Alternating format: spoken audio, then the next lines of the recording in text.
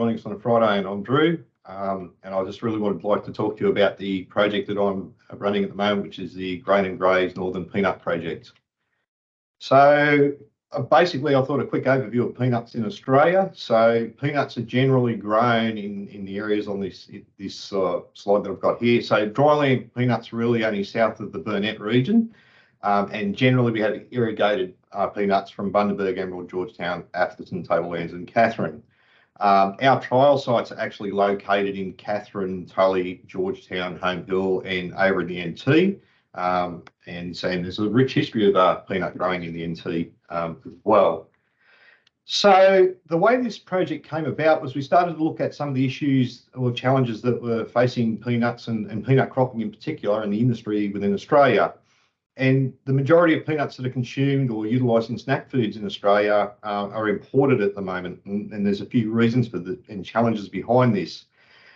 Some of those are infrastructure type challenges. But so in order to address this and in order to develop and continue to grow and save the peanut industry in Australia, which is well worth saving, there's sort of two real lines of thought you can go down. So PCA, and I work very close with PCA, are developing new peanut varieties that have got shorter maturity times, higher drought tolerances, and all those sorts of things, and specific to different areas of growing peanuts.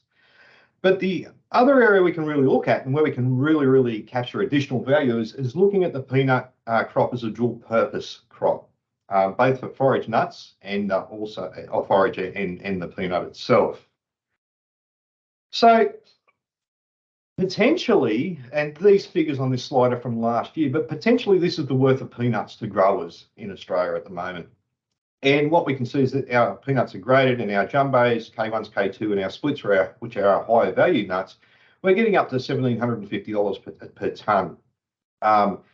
As we go down our nut grades, the price drops, but you can see as we go right down to shell and oil nuts, there's still a cost value there.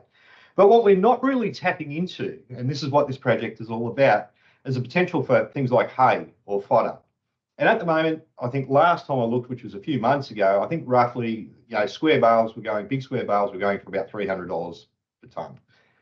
So moving right along, if we look at peanut biomass as a quality forage that we could use for cattle, I guess one of the things we really want to consider is the protein level. So this is some rudimentary data from our field trials from year one, where I took the biomass when we applied a in-season biomass cut, typically when you would cut for hay when the crop had reached 80% growth.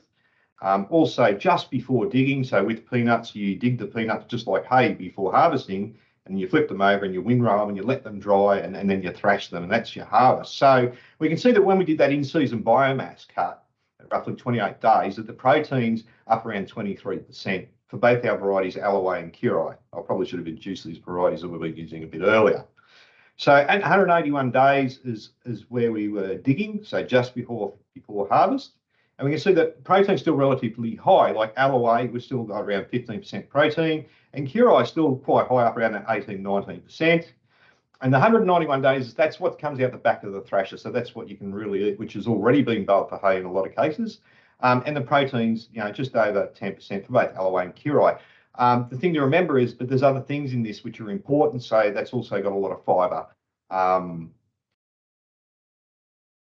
So with our trial design, what we've basically done at all our sites is we've sowed the crop when the crop has reached 75 to 80% canopy cover. We've done an in-season biomass cut, and we're basically as if simulating a hay cut, and basically calculated off that how much tonne of biomass per hectare we can pull off at that point of the crop. So this data here is from our 5 trial sites, and I won't go through it all. Year 2, we lost Georgetown to bird damage, unfortunately, but you can see there that the tonnes per hectare that you can recover to be used as either hay or grazed on is quite high. And so our lowest was actually Georgetown in the first year, which was 0.5 tonnes per hectare. That's nothing to write home about. But you can see in some areas we're getting quite high, and Katherine was 16 tonnes per hectare in year 2 for the Curie variety. This is our average peanut in shell yield tonnes per hectare. So, and again, So there is a deficit when you apply a cutting treatment to the peanut crop in regards to the grain you get at the end, but not always. And it very much is dependent on how that crop's maintained throughout the growing season. And also, what's of particular importance within this is the actual sowing time becomes of premium importance if you're going to try and get that biomass cut out in the in-season without damaging your production of peanuts in the end result. But as you can see again in this data, we got some quite low results out of Curie. There's 1 tonne per hectare in emerald in the first year. But again, Catherine blew it out of the water, and you can see that we've got 11.1 tonnes per hectare for Curie and 12.1 tonnes for Alloway in the second year. So some of these, like Holt's also a variety we've got in here. So we had a big variety trial that we ran at the start of this project 2 years ago in emerald, where we had a lot of varieties of peanuts. But basically, we've concentrated on the peanuts that really suit Grain and Graze and are particularly grown commercially at the moment. So I talked a little bit about how sowing season or sowing times is really, really important. So this is some modelling that I didn't do. This was done by Yash down at DPI in Queensland. And what we sort of noticed was that as we were sowing these peanut crops and doing the in-season biomass cuts, that some of the crops were falling into either cold spells or situations where soil temperatures were dropping or they were suffering from water stress. And this affects the plant's ability to regrow after we've done that in-season biomass cut. So we saw this particularly at emerald this year round and at Tully as well. So we've modelled all the sites, but these are actually the predicted sort of sowing times or best sowing dates in order to get the maximum pod yield and the maximum biomass tonnes per hectare. And you can see that with Catherine, for instance, that if we can get if we can sow our crop within that January-February period, then we're actually going to get decent biomass production. That's going to be and also our pod and nut yields are going to be quite good. So you can see that the biomass tonnes per hectare through September to December is actually really, really good, but unfortunately it doesn't fit with the reality of planting in the Northern Territory. So this was our emerald field trial this year. This is an aerial shot of the actual trial. So we ran 2 varieties there, Alloway and Curie, and we applied cutting and non-cutting treatments to this crop. This was emerald at 30 days at emergence. And this was emerald at 58 days, just before we did the in-season biomass harvest. So the design for this was 6 reps, 6 cut, 6 uncut for each variety. But one of the things we wanted to try within this project, and something that's I'm pretty proud of, and it's a bit of Project Creep, it actually isn't in the project, was we actually wanted to try some grazing. And because we really want to target graziers to adopt peanut as a potential forage for cattle, I really wanted to experiment with how we could do this cost effectively and how a grazier would do it. So I put my head together with Aaron Kiley, who owns the farm that we use at Emerald, and the guys out at RDO Equipment, which are partners in the project. And we came up with this design. And what we've actually done here is we strip-tilled a grazing paddock that's never been cultivated, never had a crop in it before. And we sowed 8 rows of peanuts, and then we left a 20-metre gap, and then we sowed another 8 rows, and we basically had 3 reps. Direct drilled and very low input. So we did 1 post-emergence herbicide application off the back of a quad bike and 2 rounds of irrigation throughout the season. And then we put an electric fence around it, and we let the crop grow up, and then we let the cows in to just see how much that would affect our peanut crop. So this is actually the emerald grazing trial at 180 days. It's fully developed, and this is just 1 plot. There was 3 of these plots, but that's all the room we have for down there. And as you can see, it's growing in between the pasture. It was quite healthy. There was no leaf disease. And so it was at this point that we pulled down our electric fence. I fenced off a little bit of an area to use as a bit of a control.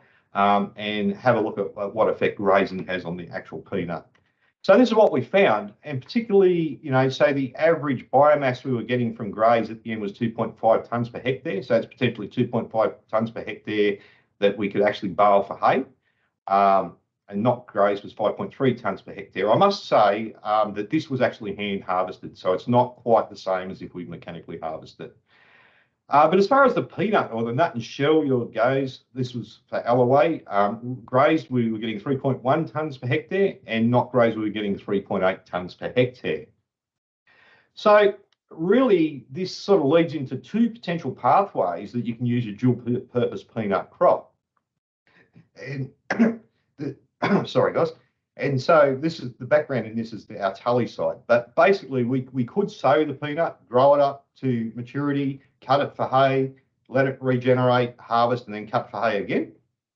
Or we could sow it, grow it up to maturity. We could graze it instead of chopping for hay or dropping for hay, then let it regrow, and then harvest it, and then bale for hay. So there's a lot of options depending on where you are to be able to do this sort of work with dual-purpose peanuts. So really, the thing we need to answer within all this, and within that sort of little trial that we had to go at this year, is what we need to try and work out is how many cows per hectare can we put on a peanut crop before compaction becomes an issue, and also how long can we actually graze cows on a peanut crop before it damages the plant beyond the point of it being able to rehabilitate itself to a good degree. So most people probably here know this, but cattle graze across the plain. They normally don't stand there and chew a plant to the ground. So if we can work a stocking rate out, we may be able to make this even more successful. And I do believe that will vary depending on where you're growing your peanuts. So emerald's it's a sandy loam. It's a flowery type of soil, which is really easy to pull the peanuts out of the ground. Whereas if you go up to Tully, it's silty, it's muddy. The peanuts seem to get embedded in the ground more. So when we had the cows up here, we let them go as hard as they could, and by the time they finished eating the biomass, they were starting to pull the peanuts out of the ground. So moving right along to Katherine and KRS this year. So this is the KRS team. This was at planting when we planted the peanut crop in Katherine. And this was the KRS trial at 30 days at emergence. So, and I should say that at Katherine, we planted both Alloway, Kirai and Talbinga. And this was our trial site at 92 days. So this is just about before we're doing the biomass harvest. Some of the friendly Katherine staff up here, and this was at harvest time at 173 days. And so where does this take us this year? So we're in the final year of this project, and we're going to run 5 validation sites, again, Emerald, Home Hill, Georgetown, Tully, and over at Katherine NT. And the varieties we're actually going to use this year is Alloway and a variety from the University of Florida, UF75.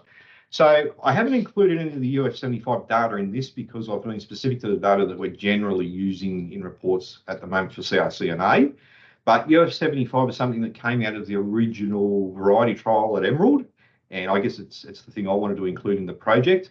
And what we found with UF75 in Emerald in the first year was it was extremely resistant to any type of foliar disease. We had a very bad finish in Emerald. We had a lot of rain towards the end. But it was really clean, and it produced very, very high yields, even compared to Alloway, which is probably the gold standard for peanuts in Australia at the moment in most regions. So moving on from that, what I kind of did is I got a bit excited, and I got all of the UF75 seed that PCA could give me, and I sowed it in Home Hill this year.